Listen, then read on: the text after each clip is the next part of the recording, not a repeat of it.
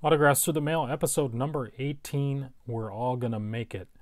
So we've got some more really cool stuff to show once again here. Got a whole bunch of stuff going out and stuff coming in.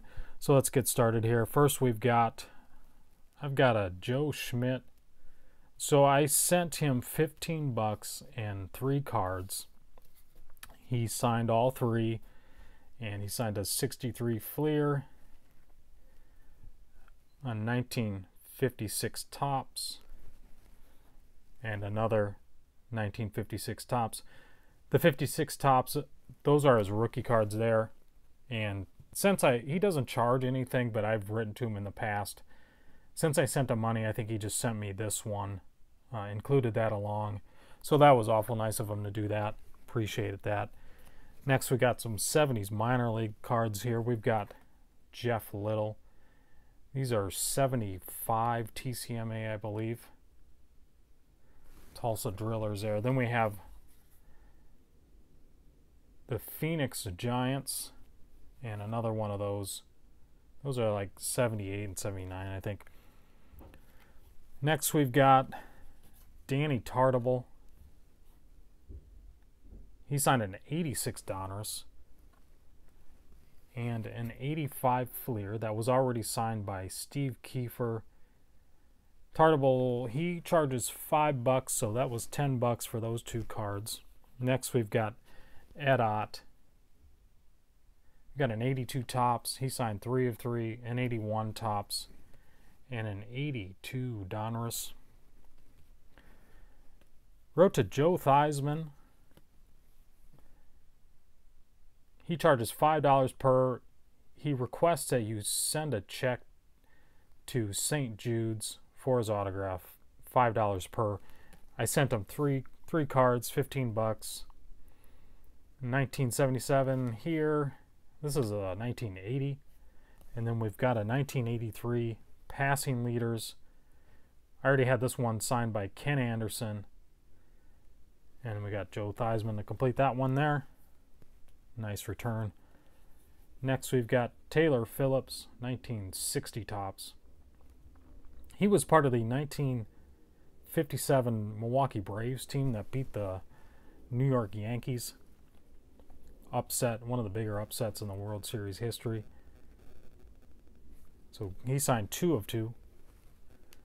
Have Bob Grimm here, 1972 Topps. Got 2 of those. 2 of 2. And all of these took around a week.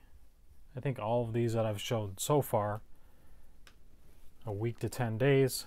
Next, we've got Jerry Nyman, signed a 69 and a 71.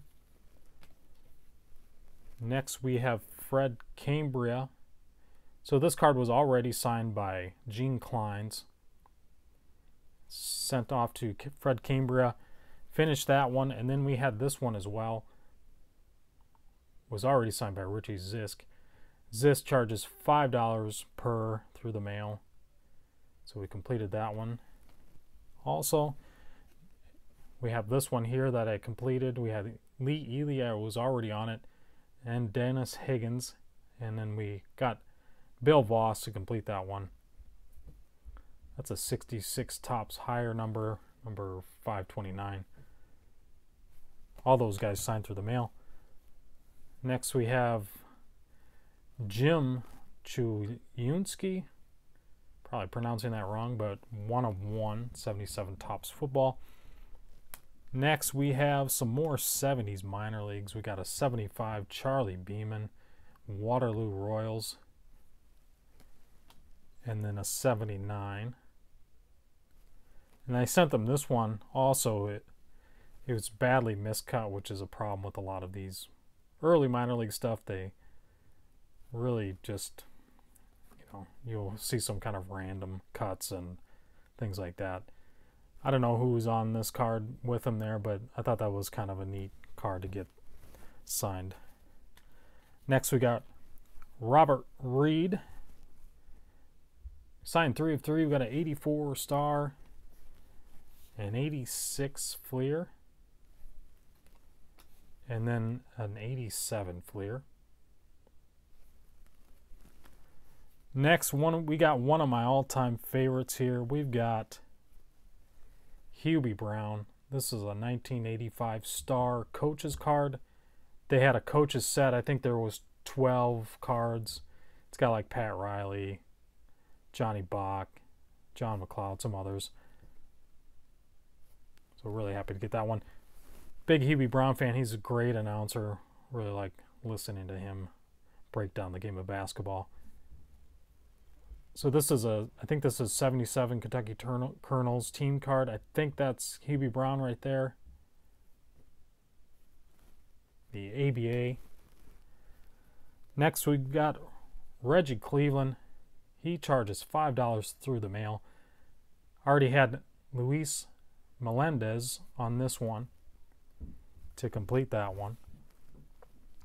Next we got Sonny Jurgensen. He charges $5. He added his Hall of Fame card there. I think this is a 69 tops, 68 or 69.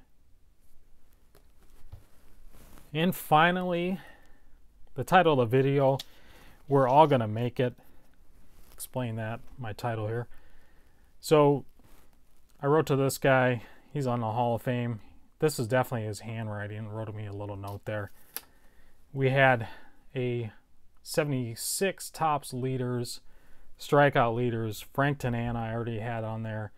Gaylord Perry was already on there. And then we got Bert Blylavin back. He charges $20. And so I'll talk a little bit about him and some other Hall of Famers that made it to the Hall of Fame recently. Now, Bert Blylavin was voted in 2011, I believe. And he took 14 tries to get in. He was number 3 all-time strikeouts when he retired. He had about like 290 wins, very close to 300 wins. He had, a very respectable ERA. He was a great pitcher. He didn't really play for any really great teams. And I know I mentioned a few guys in particular that I thought would make the Hall of Fame recently. In some recent videos. One was Tony Oliva and the other one was Jim Kaat. Well, they both made it in, I think, last week. Another guy that I want to talk about was Buck O'Neil made it in. And, I'm not a guy I'm not like a Hall of Fame purist or anything. I think a lot of these guys deserve to get in, like Bert Blylavin. Don Sutton took forever to get in. Jim Kaat, obviously. Tony Oliva. I was happy to see like Minnie Minoso get in, but I'm not a guy that thinks it should only be the very very top players that get in. As far as I'm concerned, so the Hall of Fame voted in Buck O'Neil, and I always felt that Buck O'Neil should have been in like 30 years ago. He played for the Negro Leagues. He was a manager in the Negro Leagues. I believe, I could be wrong, but I believe he was the first black coach in Major League Baseball, and I think it was for the Chicago Cubs. I believe he started the Hall of Fame Museum, the Negro League Hall of Fame Museum. He was a great ambassador to the game, and to ignore what he did himself, as well as a lot of the Negro League players. Obviously those guys didn't have an opportunity to play in the game, in the 30s and 20s and 30s and teens and all those prior to Jackie Robinson. We obviously missed a lot of great players, and Buck O'Neil was a guy that kept the memory of those guys alive, by starting the Hall of Fame, by writing books, by just being an ambassador to the game and talking about it. And one thing I regret is that I saw Buck O'Neil at some shows, and some Negro Leaguers, they would have tables set up at like the national bigger shows in Chicago. And I was always kind of shy in approaching players and that kind of thing. So I never did, but I know I saw him and some other of the great Negro League players at these shows, and I always regret not going up and just chatting with them. But I would have been a kid, and I was pretty shy, so I never did that. But my point is that, like the Hall of Fame, they should have allowed a lot of these guys in long before they did. and I'm happy that they're getting their, they're finally getting in and recognizing some of these guys. But anyways, that's my little rant on the Hall of Fame, and that was, we're all going to make it. I feel like, Tommy John is another guy that he'll get in eventually. He's got almost 300 wins, and he overcame a lot of adversity as well, and he's been an announcer and ambassador to the game and all those kind of things like that too. So I think that, with like, another one is Ron Santo. He didn't get in until he passed away. Like the year after he died, he got in the Hall of Fame, and I thought that was him and Buck O'Neil were the guys that really should have been in, and they never got to see it themselves. So like I said, I'm not a guy that's I'm not a Hall of Fame purist. Like some people get upset about guys like that getting in, but I really don't think that's what the Hall of Fame is about. But that's my 2 cents on it. Thanks for watching, guys. Hope you enjoyed this video. Got a lot more stuff coming in, a lot more stuff to show you guys coming up here. So please like and subscribe. Check out the links below, eBay, ComC, and my Instagram. Thanks for watching. Stay tuned for more.